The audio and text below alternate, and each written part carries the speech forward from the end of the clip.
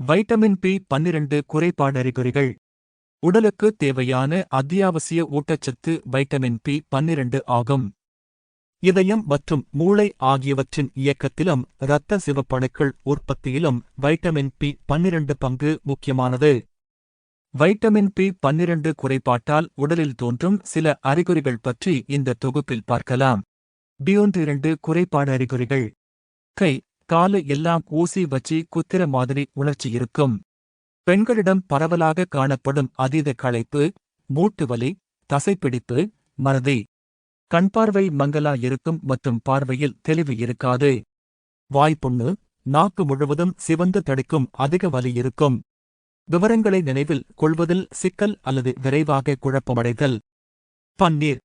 பன்னீர் என்றும் அழைக்கப்படும் காட்டே சீஸ் இந்தியாவில் இறைச்சி சாப்பிடாத மக்களுக்கு மிகவும் நல்ல உணவாகும். இதில் வைட்டமின் பி12 அதிகம் உள்ளது. இது நம் உடலுக்கு மிகவும் முக்கியமானது. நீங்கள் 100 கிராம் பன்னீர் சாப்பிட்டால் சுமார் 0.8 கிராம் வைட்டமின் பி12 கிடைக்கும். இது ஒரு நாளில் உங்களுக்கு தேவையானதில் 20% பூர்த்தி செய்ய உதவும். பெரியவர்களுக்கு அது அவர்களுக்கு தேவையான வைட்டமின்களைப் பெறுவதற்கு ஒரு பெரிய உதவி என்று அர்த்தம். 6 பழங்களில் விட்டமின் பி12 அதிகம். கொய்யா, ஆப்பிள், ஆரஞ்சு, வாழைப்பழம், பச்சையாக தேங்காய் இவற்றில் விட்டமின் பி12 அதிகமா இருக்கிறது.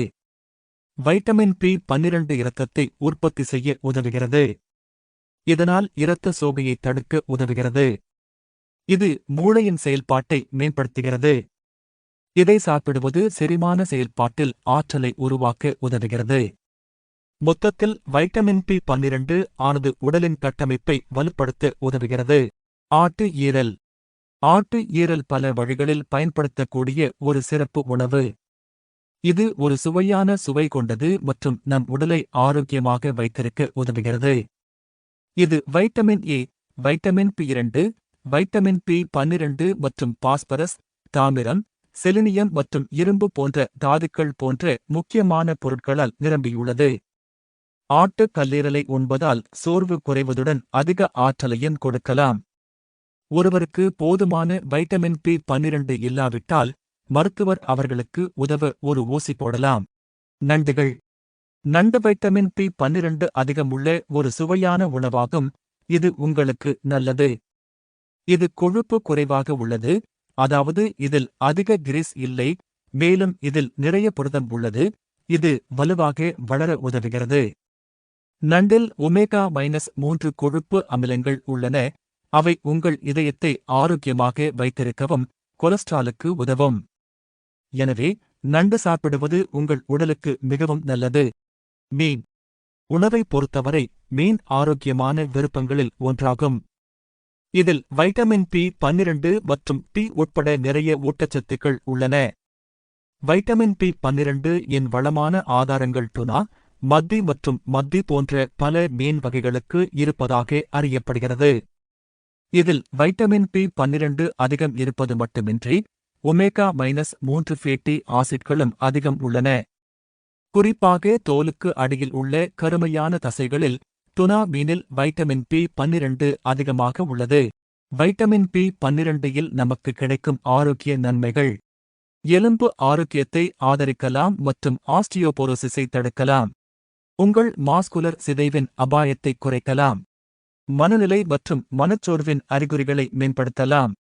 நியூரான்களின் இழப்பை தடுப்பதன் மூலம் உங்கள் மூளைக்கு நன்மை பயக்கும். வைட்டமின் பி12 உணவினை நாம் சேர்த்துக் கொள்வது மிக அவசியம். வைட்டமின் பி12 நமது உடலில் முக்கிய செயல்பாடுகளுக்கு பங்களிக்கிறது. இரத்த சிவப்பணு உருவாக்கம் மற்றும் இரத்த சோகை தடுப்புக்கு உதவுகிறது. பெரிய பிறப்பு குறைபாடுகளை தடுக்கலாம். வைட்டமின் பி12 நிறைந்த காய்கறிகள்.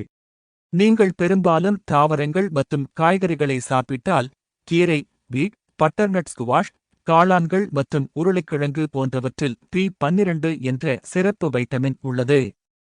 ஆனால் உங்கள் உடலுக்கு தேவையான அனைத்து வைட்டமின்கள் மற்றும் தாதுக்களை தாவரங்களிலிருந்து பெறுவது கடினம். எனவே உங்களுக்கு உதவ சில கூடுதல் வைட்டமின்களை எடுத்துக்கொள்ள வேண்டுமா என்று உங்கள் மருத்துவரிடம் அல்லது ஊட்டச்சத்து நிபுணரிடம் கேட்பது நல்லது. பால் மற்றும் சீஸ். இந்தியாவில் இறைச்சி சாப்பிடாத பலர் இன்னும் பால் குடிக்கிறார்கள்.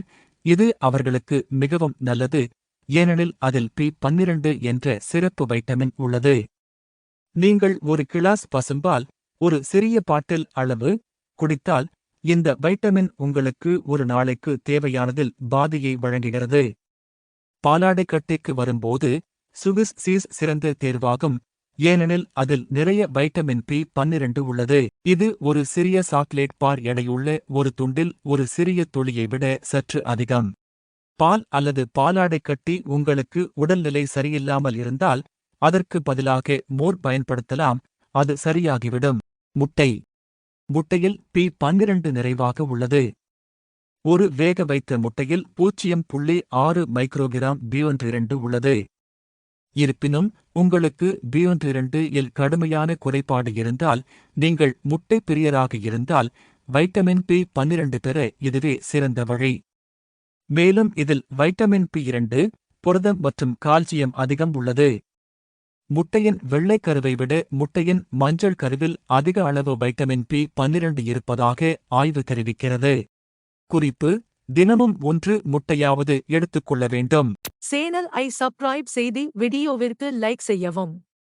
நண்பர்களுக்கு வீடியோவை ஷேர் செய்யவும்.